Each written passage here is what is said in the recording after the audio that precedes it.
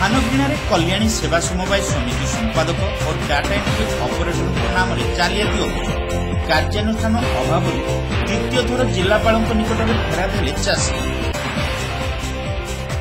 Bahanaga block Kalyani सेवा समवाय समिति धान किणारे संपादक और डाटा एंट्री ऑपरेटर विरोध में जालियाती अभियोग पर कार्यानुष्ठान अभाव द्वितीय थर पुणी जिलापाल निकट में चाषी मैंने फेराद होइछंती।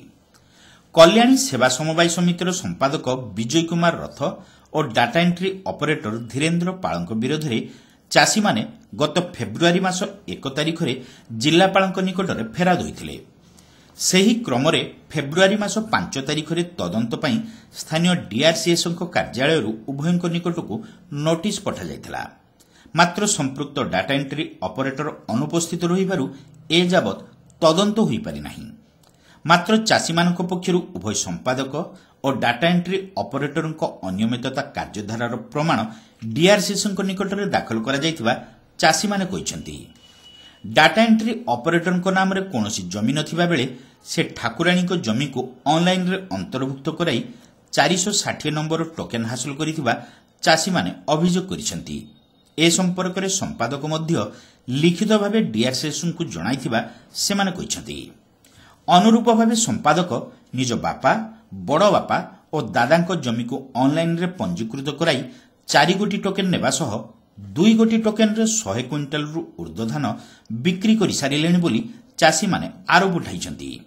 2 गोटी टोकन रे 100 क्विंटाल रु ऊर्ध्व धान बिक्री करि सारिलेनि। एही अनियमितता संपर्क में दृढ़ कार्यानुष्ठान ग्रहण पई डीआरसीएस प्रतिश्रुति देवा सत्वे कौनसी पदक्षेप निया जाय नहीं बोली चाषी माने आरोप उठाइछंती। संपादक और डाटा एंट्री ऑपरेटर जालियाती जोगु चाषी माने धान बिक्री वंचित होई चलीछंती बोली से माने अभियोग करिछंती। 15 दिन मध्य अनियमिततारे संपृक्त व्यक्ति विरोध में कार्यानुष्ठान ग्रहण न हेले चाषी माने सपरिवार जिलापाल कार्यालय सम्मुख में धारणा बसिबे बोली चेतावनी दैछंती। आमे आसचु कलेक्टर को थरे विषय रे आमे निवेदन करथिलु।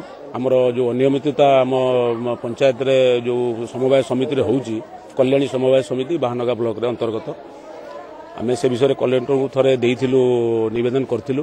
तापरे डीआरसीएस को इनक्वारी रे कलेक्टर सर कहि दिले से जाइथिले जिबा द्वारा तो डीआरसीएस को अनियमिततार प्रमाण आमे देइचु जार कॉपी आपण मान को भी देइचु।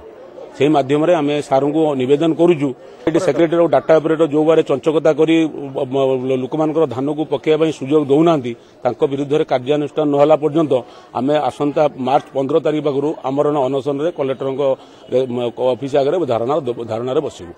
एहाकु नै सेमानक दाबी पत्र जिलापाल को प्रदान करिसंती।